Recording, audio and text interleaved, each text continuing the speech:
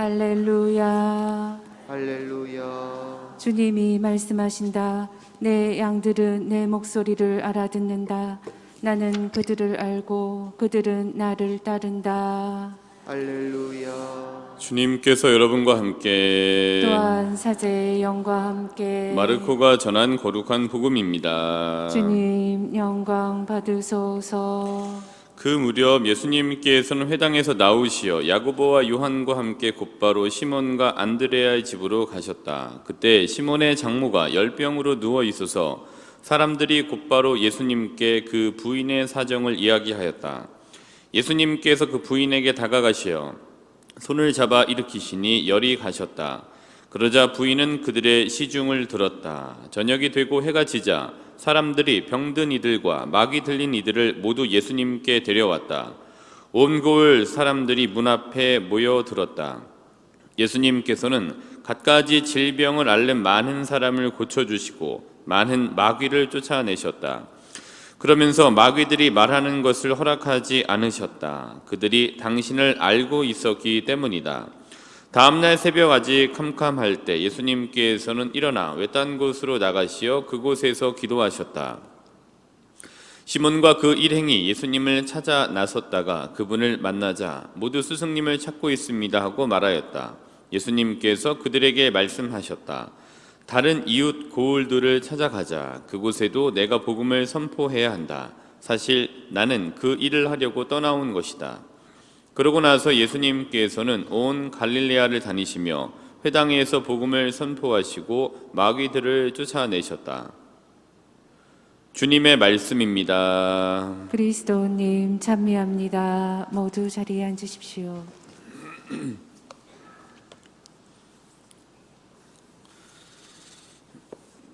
근데 신학교에 있을 때 이런 일이 좀 있었습니다.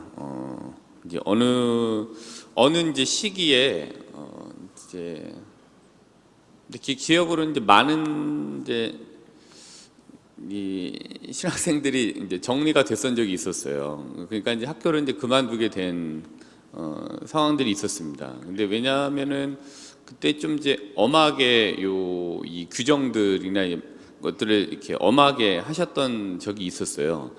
근데 이제 그런 이제 거를 이제 한 신부님들 중에 총대를 맨 분들이 계셨죠.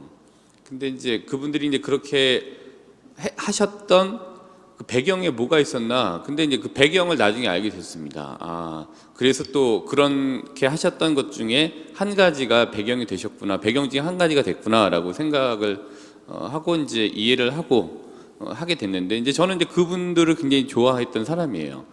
그분들이 하시는 강의도 그렇고 또 그분들이 살고 계시는 삶도 굉장히 존경할 만한 분이었기 때문에 저는 굉장히 그분들을 좋아했습니다.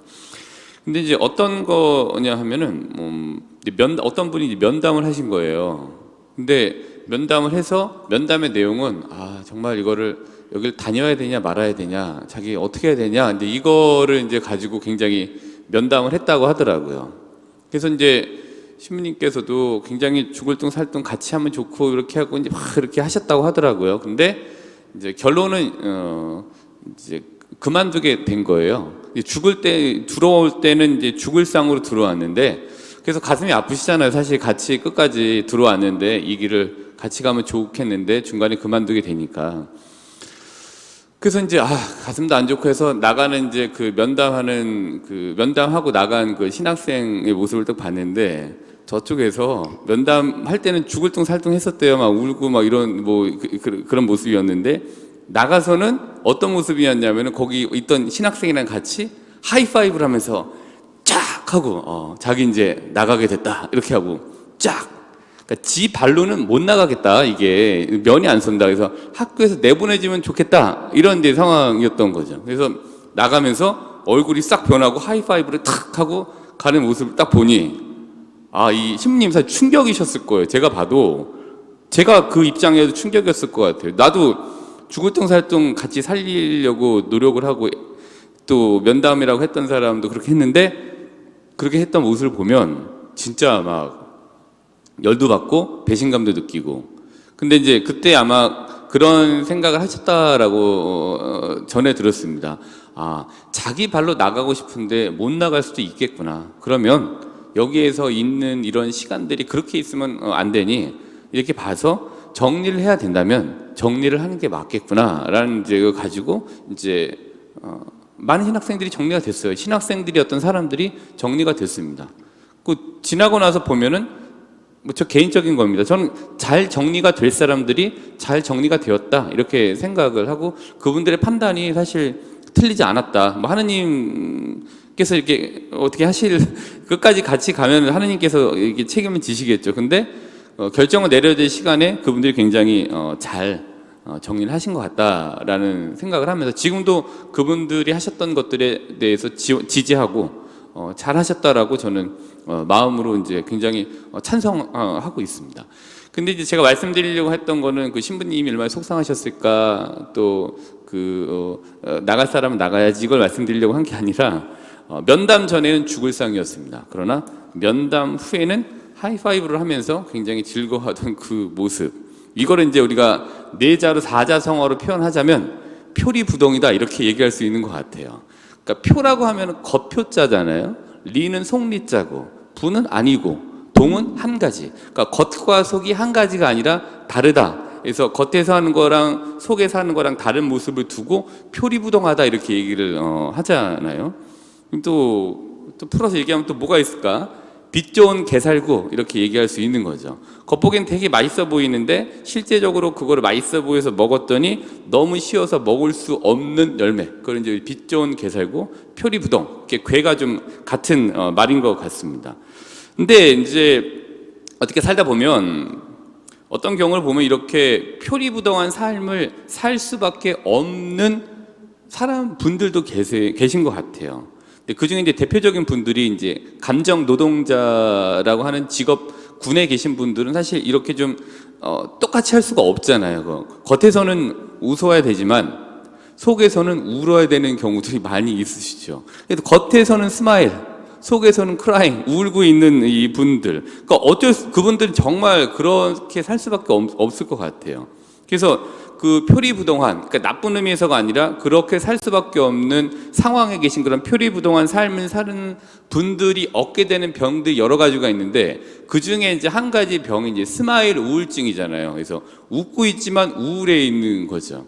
겉으로는 앞서 말씀드린 바와 같이 스마일이지만 속으로는 크라잉, 울고 있기 때문에 웃고 있는 이 우울증이다. 그래서 우리가 스마일 우울증이라고 이렇게 얘기를 하게 되죠. 그러니까 이제 이런 이제 겉하고 속이 다른 삶을 사는 게 굉장히 편한 사람들도 있을 거예요. 굉장히 훌륭한 사기꾼들은 그렇게 살 수 있는 거죠. 근데 대개의 경우 저를 포함한 여기 신자분들은 겉과 속이 달랐을 때 느끼는 그 괴리감 때문에 굉장히 좀 내가 이렇게 해도 되나? 아, 내가 왜 이러지? 아유, 왜 이렇게 겉은 이런데 속은 이런데 겉은 왜 이렇게 되지? 막 이런 이제 어떤 갭 차이만큼 오는 여러 괴로움들을 가지고 그 간격을 줄이려고 노력하면 사시고 계십니다. 근데 이제 이런 경우에 보면은 그렇게 적화된 사람들 있지만 대개 보통 사람들은 저와 신자분들은 그렇게 이렇게 괴로우시잖아요. 근데 이제 이런 거를 우리가 영어로 표현하면은 이렇게 영어 중에 인격이라는 얘기가 이제 퍼스널리티라고 하는 단어가 있잖아요. 근데 이건 다 아시다시피 라틴어 페르소나에서 왔다라고 알고 계시잖아요. 그래서 중세 연극 배우들이 연극을 할 때 가면을 쓰고 연극을 했는데 웃는 얼굴에 가면을 쓰고 있으면 슬퍼도 웃는 소리를 내야 되고 슬픈 가면을 쓰고 연극을 해야 되는 배역이면 그 배역을 충실해야 되니까 기쁘지만 슬픈 소리를 내야 된다라고 해서 이제 페르소나가 인격이 됐는데 왜냐하면 페르가 모못을 통하여예요. 그 소나는 소리예요. 그러니까 소리를 통해서 그 사람은 그거를 이제 이 표현을 하는 거죠. 그래서 이제 그거를 페르소나 인격이라고 얘기를 하는 거죠. 그러니까 속에서는 울고 있는데 겉으로는 이제 웃는 소리를 내야 되고 속에서는 웃고 싶은데 겉으로는 이제 울어야 되고 막 이런 이제 여러 이제 괴리감이 있게 되는 거죠. 이게 이제 참 힘든 거예요. 표리부동한 삶은 그게 적화되는 사람도 있지만 훌륭한 사기꾼들은 적화되는 사람들이지만 그렇지 않은 대개의 평범한 사람들은 굉장히 힘든 일인 거죠. 그래서 이제 이렇게 사시다 보면 내가 남편의 삶을 사는 건지 아내의 삶을 사는 건지, 아니면 남편의 기능만 하면서 살고 있는 건지, 아니면 아내의 기능만 하면서 살고 있는 건지, 이게 사시면서 내가 남편이라고 하는 기능인인지 아내라고 하는 기능인인지, 그 엄마라고 하는 삶을 사는 건지 엄마라고 하는 기능을 하고 있는 건지, 아빠라고 하는 삶을 사는 건지 아빠라고 하는 기능을 하면서 사는 건지, 이렇게 헷갈릴 때가 있는 것 같아요. 저도 그래요. 제가 신부로서 사는 건지, 신부라는 기능을 하면서 사는 건지, 고해성사를 주는데 고해성사를 주는 기능인으로 사는 건지, 아니면 세례성사를 주는 기능인으로 사는 건지, 이런 되게 일을 막 하다 보면은 이게 막 그럴 때가 있어요. 그럼 괴리가 막 오죠. 그때 괴롭죠. 나는 기능인으로 살려고 신부된 게 아닌데, 삶을 살려고 한 건데, 내가 왜 이렇게 변해가지? 라는 그런 이제 괴로움들이 이제 있게 돼요. 그래서 이제 이 표리부동한 삶, 괴리감, 그리고 겉과 속이 다른 것에서 오는 갭 차이에서 오는 그런 괴로움들이 내가 어떻게 살아야 되는지의 방향성을 굉장히 모호하게 만드는데, 오늘 복음에서 보는 예수님의 모습과 예수님께서 하셨던 걸 통해서 그러실 수도 있겠구나, 그래서 여기에서 방향성을 잡고 또 이렇게 하셨구나라는 이제 모습들을 오늘 복음을 통해서 이제 볼 수 있게 되는 것 같습니다. 성경 갖고 왔어? 그래. 성경을 볼까? 마르코복음.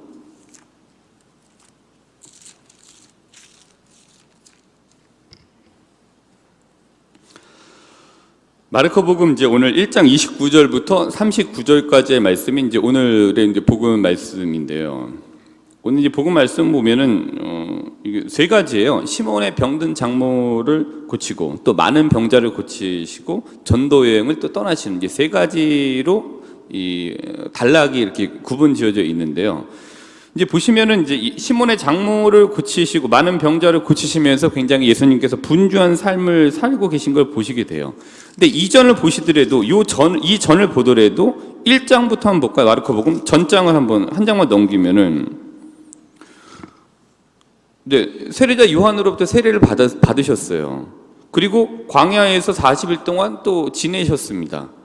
그 다음에 이제 그걸 끝내고 갈릴레아 전도를 시작하시죠. 전도를 시작하시면 어떤 일이 있었냐면, 맨 처음에 제자들을 선발을 해요. 그 다음에 또 뒷장으로 넘어가시면 회당에서 더러운 영을 쫓아내십니다. 근데 이제 이게 오늘 시몬의 병든 장모를 고치고 많은 병자를 고치고 전도여행을 떠나셨던 오늘 복음 말씀 이전에 있었던 일이에요. 그러니까 한 바닥으로 이렇게 요약이 됐지만, 사실 전체적으로 놓고 보면 그 짧은 시간에 굉장히 많은 일을 하신 걸로 보여져요. 유혹받으신 게 40일이죠. 그것도 죽을 둥 살 둥 유혹받으신 거 아니에요? 40일 동안 굶고 하셨던 거죠. 그래서 죽을 둥 말 둥 죽을 각오로 사셨던 거고, 또 전도를 시작하셨다라고 한다면 오늘 나왔던 일들의 연속들이셨을 거예요. 그리고 그 중에 자기들의 이제 자신의 조력자로서의 제자를 선발하는 이제 작업을 하시고, 그러면서 또 이제 뭐 구마를 하시고, 이런 이제 굉장히 분주한 삶을 이제 사시던 예수님의 모습을 짧은 지면으로 한 면으로 저희가 볼 수 있는 것 같아요. 근데 이제 이렇게 바쁘게 살다 보면은 그렇게도 생각이 될 수 있겠구나, 한번 생각을 해봐요. 제가 만약 예수님이라면 과연 내가 병자를 고쳐주는, 그러니까 치유를 하는 치유자로서의 기능을 하는 사람인지, 아니면 구마만 하는 구마 기능을 하는 구마 기능인인지, 뭐 이런 이제 기능인으로서의 삶을 살고 있나? 하여튼 뭐 이렇게도 생각을 할 수 있게 되는 것 같아요. 물론 여기 안에 사명감도 있고 뭐 여러 가지도 있습니다만은, 근데 이러한 분주한 삶에서 기능인인지 아니면은 진짜 삶으로 사는 사람인지, 표리부동한 삶이 아닌지를 이제 성찰할 수 있는 시간을 예수님께서 항상 가지셨던 것 같아요. 그게 1장 35절입니다. 1장 35절 마르코복음 보시면은 어떻게 돼요? 그러니까 되게 굉장히 그 분주한 삶 후에 다음날 새벽 아침 캄캄할 때 예수님께서는 일어나 외딴 곳으로 나가시어 그곳에서 기도하셨다 라고 하면서 이제 본인이 이 어떤 사람인지, 무엇을 해야 되는 사람인지, 또 하나님께서 원하시는 게 뭔지를 이제 기도하는 시간을 통해서 체크하시고 확인하시는 거죠. 그리고 여기서 또 힘을 받으셨을 거고요. 그러니까 돌아보고 반추를 위한 시간들이 이 시간이었을 거다. 그 중간에 또 찾아보시면 예수님께 또 기도하셨던 시간들이 있어요. 그러면 그 기도하셨던 모습들을 보기 전에 보면 예수님께서 굉장히 그 분주한 삶들의 연속들이 있었어요. 그리고 또 기도하셨다는 것을 또 보여줘요.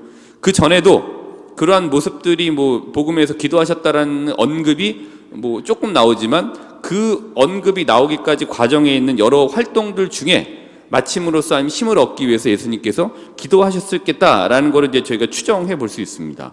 자, 이제 이거를 통해서 예수님께서 명확한 이제 힘을 받고 내가 뭐 하는 사람들이 돌아보는 이런 시간들을 갖는 기도 시간이었다라면 그거를 통해서 예수님께서 다시 한번 힘을 얻고 명확한 방향을 말씀을 38절에 하십니다. 1장 38절.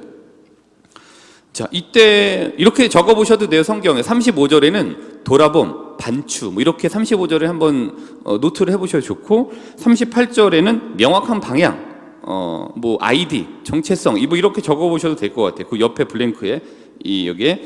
그래서 예수님께서 그들에게 말씀하셨다.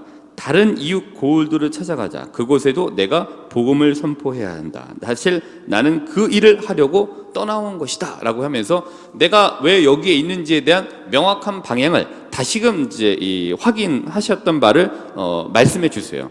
근데 이 부분은 이 기능인으로 구마하시고 뭐 치유하시는 여러 기능을 하셨던 예수님의 분주한 삶을 사신 후 이 외딴 곳으로 가셔서 기도하셨을 때 얻게 된 여러 확신과 힘과 이런 이제 방향 설정 등이 이 1장 38절에 이렇게 나오게 된 것 같습니다. 예수님께서 보여주셨던 모습은 적어도 표리부동한 모습은 아니었던 거죠. 예. 그래서 이 표리부동 하고 싶으셨던 유혹이 있으셨을지는 몰라요. 근데 적어도 우리가 예수님에 대해서 이렇게 얘기하고 예수님을 어떤 본보기로 우리가 이렇게 삼고자 할 때는 그분의 표리부동한 모습이 아니었던 거를 삼고 있는 거죠. 그러니까 이 예수님이 보여주셨던 밖으로 보여지는 그 모습의 힘은 일관된 내적 모습을 반영하는 것들이었다라고 볼 수 있는 것 같습니다. 그래서 이제 이런 표리부동한 것에 대한 예수님의 질책을 어디서 볼 수 있냐면은 마르코복음 11장 15절부터 17절로 한번 넘어가 보도록 하겠습니다. 마르코복음 11장 15절부터 17절. 이제 이 11장 15절부터 17절은 어떤 거냐면은 성전을 정화하신 예수님의 모습을 이제 보여주고 있습니다. 근데 이제 이게 어떤 거냐면 오늘 이제 키워드가 표리부동이잖아요. 그래서 표리부동한 성전에 대한 예수님의 단호함을 볼 수 있는 대목이다. 이렇게 좀 한번 연결해 봤어요. 그러니까 이 성전을 보면은 겉모습은 성전이었어요. 근데 즉 겉표는 성전이었어요. 근데 속모습은 예수님 보시기에 성전의 기능을 상실하는 모습이었던 거예요. 즉 표는 성전, 리는 이마트였던 거예요. 그러니까 이게 봤더니 이게 기도하는 데야, 이마트야 이렇게 이제 보셨던 거죠. 그래갖고 성전은 성전의 기능을 해야 되는 거잖아요. 그게 이제 맞는 건데, 그러니까 성전에서 하는 기능 중에 특정한 목적을 갖고 사고 팔고 할 수 있죠. 그러니까 이걸 한번 해보자, 또 여기 한번 도와주자라고 하면서 특정한 목적을 갖고 이제 막 성모에서도 막 뭐 만드셔서 파시고 또 그 수익금 이렇게 도와드리고 하는 거는 할 수 있는데 이런 기능만 하는 데가 성전은 아닌 거죠. 그렇죠? 성전은 리는 이게 아니잖아요. 근데 마찬가지로 이마트도 이마트 기능을 해야지, 이마트 기능을 안 하고 이마트에서 예배하고 미사하고 법회하고 하면 이마트가 아닌 거잖아요. 이마트는 이마트의 기능을 해야 되는 거죠. 그러니까 표와 리가 하여튼 같이 궤를 해서 가야 이게 이제 거기에 기능을 할 수 있는데, 예수님께서 오늘 봤던 이 성전은 표는 성전이었는데 리는 성전이 아니었던 거예요. 그래서 표와 리가 왜 이렇게 괴리가 크냐라고 하면서 이제 혼을 내신 장면이다라고 이제 오늘 표리부동이라고 하는 키워드 연결을 해보게 됐습니다. 근데 이 모습도 있고, 그다음에 이제 마테오복음을 한번 가볼까요? 마테오복음 24장 45절부터 51절. 보면 이제 마테오복음 24장 45절부터 51절은 충실한 종과 불충실한 종에 대한 이야기예요. 그러니까 이제 이건 집에 가서 한번 쭉 한번 읽어보시면 좋을 것 같고, 주인이 이제 재산을 맡기고 떠났는데 이제 이 충실한 종은 이게 잘 관리를 했고, 불충실한 종은 술 마시고 동료들을 때리면서 굉장히 좀 개판으로 살았다 이 얘기인 거잖아요. 근데 이게 사실 불충실한 종과 충실한 종, 이게 어떻게 보면은 우리 마음 안에 충실한 종과 불충실한 종 둘이 다 살고 있는 거예요. 그래서 어떤 경우에는 일관된 삶을 살고 언과 행이 일치한 삶을 살려고 하지만 어떤 또 경우에는 표리부동한 삶을 살게도 만들어요. 예. 왜냐하면 안에 충실한 종도 있고 불충실한 종도 있기 때문인 거죠. 그래서 이제 이 둘 사이, 이런 이제 오늘 충실한 종과 불충실한 종 말씀드렸는데 이 둘 사이의 갭을, 간경을 줄이는 게 신앙생활을 지속적으로 하시는 것의 하나, 목표 중에 하나이실 수 있는 겁니다. 그래서 뭐 조금 더 말씀드리면은, 그래서 사람들을 시험할 때 이렇게 해보라고도 얘기를 하잖아요. 제가 한 얘기는 아니고 장자가 한 얘기입니다. 장자 32편, 제 얘기는 아닙니다. 그러니까 사람들을 시험할 때 이 9가지를 한번 살펴보면은 사람들을 좀 가릴 수 있을 것이다. 그래서 첫 번째로는 사람들을 시험할 때 먼 곳으로 일을 보내서 그 충성심을 알아봐라. 첫 번째. 예. 가까이 있을 때나 먼 데 있을 때나 똑같나? 충성심이라는 게 일관적인 거잖아요. 여기선 충성하고 저기선 충성 안 하면 그게 이제 표리부동한 거죠. 그렇죠? 그다음에 두 번째로는 가까이 두르고 일을 시켜 그 공경심을 알아봐라. 그러니까 그러니까 사람이 가까워지면은 막해하는 경우가 있어. 예. 처음에는 잘 그 간격을 유지하고 그 어떤 뭔가를 이렇게 선을 유지하면서 가까워지면은 고개 허물어지면 이상하네? 이런 이제 상황들에 이제 있죠. 그러니까 가까이 있어도 그 일관되냐? 이제 그거 한번 알아보라. 이거 옛날 한 얘기예요. 근데 이거를 현대화 시키면 됩니다. 신자분들이 가지고 가셔서 자기화, 현대화 시키시면 돼요. 이거 옛날 얘기예요. 근데 세 번째로는 번거로운 일을 시켜서 그 재능을 알아보라. 사람이 이제 사실 일을 해보면은 이 사람이 정말 지혜가 있고 하면은 어떤 일을 시키더라도 우선순위를 정해서 이것부터 하고 해갖고서 이제 일을 쭉 하게 되는데, 번거로운 쉬운 일을 시킬 때 막 했는데 한번 번거로운 일을 시켜왔더니 난 이건 못한다 하고 예수님 이렇게 따르려고 했다가 왔다가 네 가진 재산을 좀 팔아갖고 가난한 사람들에게 주어라고 했던 부자 청년이 왔다가 간 것처럼 갈 수 있거든요. 예. 그런 거죠. 이거. 그래서 그 재능을 알아보고, 또 네 번째로 이제 갑작스럽게 한번 질문을 해서 그 재치를 알아봐라. 그다음에 또 어려운 약속을 하게 해서 그 시인일을 한번 알아봐라. 제가 이제 부연 설명을 하지 않을게, 길어지니까. 그다음에 재물을 한번 맡겨봐서 그 어짐이 어떤지 재물 앞에서 알아보고, 또 위험을 알려줘서 그 절의를 알아봐라. 절개와 의리가 있는지를 한번 알아봐라. 이렇게 하고, 그다음에 술을 마시게 해서 그 자제력을 한번 알아봐라. 그다음에 마지막으로는 남녀 함께 자리하여 성에 대한 태도를 알아보게 해라. 이 9가지를 살펴보면 덜 된 사람들이 가려지게 될 거다. 뭐 이렇게 얘기를 해요. 그러니까 요거를 저는 이제 표리부동이라고 하는 키워드에 넣고 이제 일관되냐 그렇지 않느냐를 이런 9가지를 통해서 한번 볼 수 있겠다라는 거를 생각이 들어서 이제 소개를 해드렸습니다. 이제는 요 강론 드렸던 말씀을 집에 가지고 가셔서 되새김질을 하시든 반추하시든 아니면은 다시 한번 하시든 이제 자기화시키는 작업을 이제 신자분들이 꼭 하시면 좋겠습니다. 자, 결론입니다. 우리 모두에게는 이런 표리부동한 모습들이 있습니다. 저도 그렇고요. 예수님처럼 일관되고 표리부동하지 않은 모습을 견지할 수 있다라면 정말 좋겠습니다. 그러나 쉽지 않은 일들임이 분명합니다. 그래서 이제 중요한 것은 이런 표리부동한 삶의 간격을 줄여 나가려고 하는 이제 자세가 무엇보다 이제 중요하다고 할 수 있는 것 같아요. 바로 이 미사가 그런 표리부동하지 않는 삶을 지향하는 여러분들의 마음을 다잡아주는 중요한 이제 이정표라고 봅니다. 그래서 오늘 하루 내 안에 있는 표리부동함에는 무엇이 있는지 한번 살펴보시고 표와 리 사이를 줄일 수 있도록 기도 안에서 우리의 모습을 발견하고 하느님께 은총을 구하는 하루가 되시기를 바라겠습니다. 아멘. 야, 니네 왜 아멘 안 해? 니네 하라고 여기 땅에 있는 건데, 그치? 왜 했는 은총을 구하는 하루가 되기를 바라겠습니다. 니네 아멘 크게 해야 되니까 왜 크게 안 해? 하루가 되기를 바라겠습니다. 그렇지.